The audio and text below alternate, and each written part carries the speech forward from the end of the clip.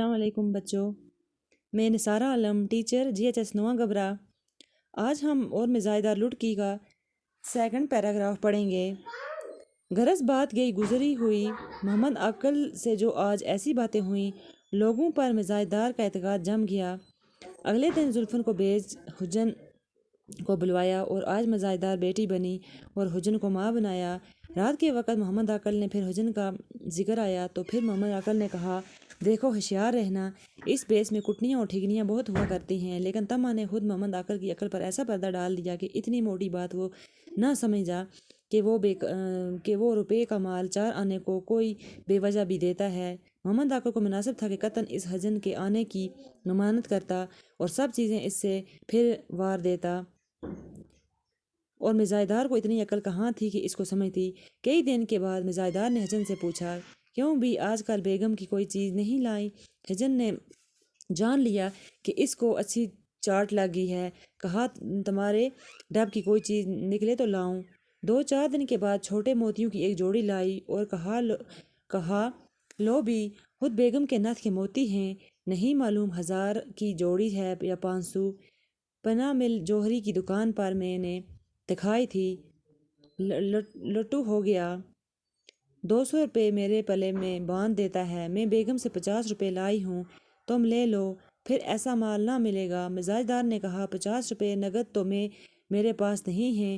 حجن نے کہا، کیا ہوا بیٹی، پہنچیاں بیچ کر لے لو، نہیں تم جانو آج یہ موتی بک جائیں گے۔ حجن نے اس ڈب سے کہا کہ مزاحدار فوراً زیور کا صندوقچہ اٹھا لائی اور حجن کو پہچان نکال کر حوالے کر دی۔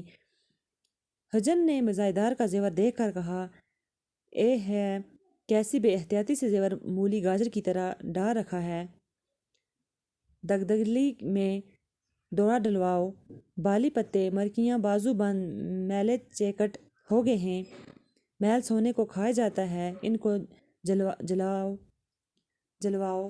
مزاحدار نے کہا، کون ڈورا ڈلوا کے لائے اور کون اجا کر لائے، ان سے کہتی ہوں تو وہ کہتے ہیں مجھے فرصت نہیں۔ حجن نے کہا، اوہ بیٹی، یہ کام بڑا کام ہے، لو موتی رہنے دو، میں ابھی دوڑا ڈلوا دوں، اور جو زیور میلا ہے مجھے نکال لا دو، میں ابھی اجلوا دوں۔ مزاحدار نے سب زیور حوالے کیے۔ حجن نے کہا، زلفن کو بھی ساتھ کر دو، وہ سنار کے پاس بیٹھی رہے گی، میں پٹوے سے ڈورے ڈلوا دوں گی۔ مزاحدار نے کہا، اچھا۔ یہ کہہ کر زلفن کو آواز دی آئی تو حجن نے کہا، لڑکی ذرا میرے ساتھ چل، سنار کی دکان پر بیٹھی رہیو۔ حجن نے زیور لیا، زلفن ساتھ ہوئی۔ گلی سے باہر نکل حجن نے رومال کھولا اور وہ زلفن سے کہا، لاؤ اجلوانے کا الگ کر لیں اور ڈورا ڈلوانے کا الگ۔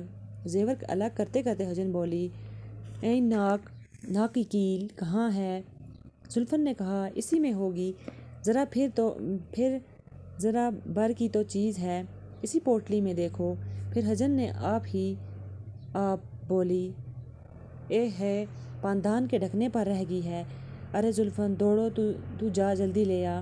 زلفن بھاگی آئی اور دروازے سے چلائی بھی، ناک کی کیل ڈھکنے پر رہ گئی ہے، حجن نے مانگی ہے، جلدی دو۔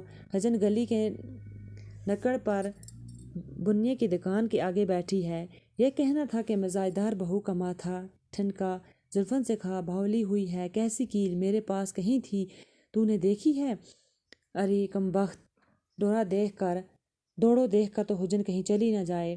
زلفن الٹے پاؤں دوڑی، حجن کو ادھر ادھر دیکھا، کہیں نہ پتہ چلا۔